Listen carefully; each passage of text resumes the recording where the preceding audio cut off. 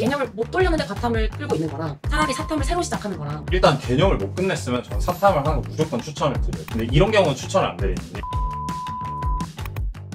여러분 안녕하세요, 미영쌤입니다. 여러분 오늘은 6평 성적을 보고 많은 학생들이 고민하고 있는 사탐론에 대해 이야기해보려고 합니다. 생각보다 과탐 성적이 별로 안 나와서 과목을 사탐으로 바꿔야 될지 고민하는 친구들이 많더라고요. 그래서 오늘은 최근에 문이과 입시의 끝판왕을 찍은 설정과다 게스트를 모셔놓고 이런저런 질문을 해보려고 합니다. 그럼 게스트분 모셔볼게요.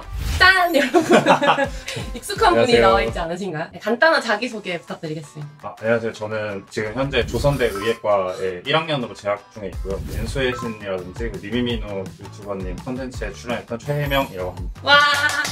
제가 이렇게 월클분을 어렵게 모셨는데 나와달라고 요청을 드린 이유가 문과 입시에서도 합인 서울대를 찍으시고 또 이제 멋지게 N수에 도전해서 이대로 정시로 합격을 하셨다 보니 사탐, 과탐을 다 어지간히는 공부를 해보셨을 것 같아요. 사탐은 한 6년 전이긴 한데 그래도 되게 열심히 해서 과탐은 뭐 아무래도 작년까지 좀 열심히 하다 보니까 아직은 그래도 기억이 좀 많이 남아있는 것 같아요. 사탐, 과탐 공부량이 고민인 친구들을 위해서 좀 질문을 진행해보겠습니다. 들어가기 앞서서 약간 팬층이 있는 것 같더라고요. 피지컬에 서울대 기타까지 설정받아라는 댓글도 있고 유튜브를 해달라는 이야기도 있었어요.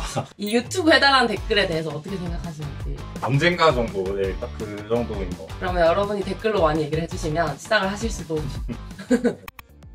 일단 오늘 주제에 관련해서 간단하게 얘기부터 하면 올해부터는 사탐을 보고 이과를 진학하는 게 가능해졌어요. 그래서 요약해서는 서울대, 고대, 홍대는 올해 진학을 못하지만 나머지 대학들은 사탐을 보고도 콩공을 갈 수 있게 됐고 다만 대학에 따라 가산점을 부여하는 경우가 있습니다. 과탐을 보지 않아서 가산점을 못 받았을 경우 사탐 점수 어느 정도가 본전이냐 하고 보면 연세대는 3% 가산점을 줘요. 그러면 이제 예를 들어서 과탐에서 높은 4등급 100분위 75를 받는 게 사탐의 낮은 3등급이랑 비슷한 가치이고 그럼 뭐 원점수로 보면 지원 38, 39점이랑 상훈 38점이 거의 똑같이 들어가게 돼요. 그리고 이제 대학에 따라 가산점을 더 부여하는 경우도 있는데 5%를 가정을 하면 과탐 낮은 3등급이랑 사탐 2컷이 비슷하고 좀 더 원점수로는 41점을 받으면 비슷하게 나옵니다. 그래서 이거 관련해서 제가 질문을 좀 드리겠습니다. 첫 번째는 공부량 관련해서 질문이 제일 많았어요. 현역이고 이미 과탐을 했지만 사탐으로 돌릴까 하는데 공부량 차이가 어느 정도 나는지.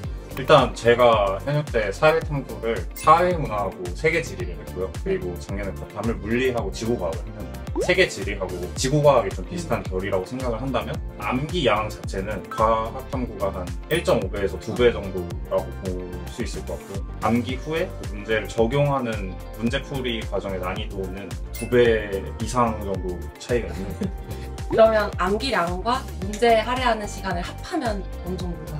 사람마다 좀 체감이 다르긴 한데요. 네. 2배에서 3배까지도 저는 2배에서 3배 정도? 3배까지도 얘기할 수 있어요. 그럼 물리, 상훈을 느낌상 비교해보면? 물리는 암기량보다는 퍼즐풀이라고 하죠. 과학탐구의 특징이기도 한데 퍼즐 같은 문제풀이를 숙달하는 데 걸리는 시간이 3배 정도 필요한 것 같아요. 지금 사탐으로 돌리려는 친구들 중에 아무래도 과탐 1, 2등급은 잘 없다 보니까 댓글로는 사탐만 하는 뭐 허수들 이렇게 얘기를 하더라고요. 어차피 과탐을 못하는데 사탐으로 돌리면 수능날 사탐도 많이 틀릴 거다 이렇게 얘기를 해요. 네네. 사탐에서 40점 이상 고득점을 받는 게 어느 정도 어렵다고 느껴지는지.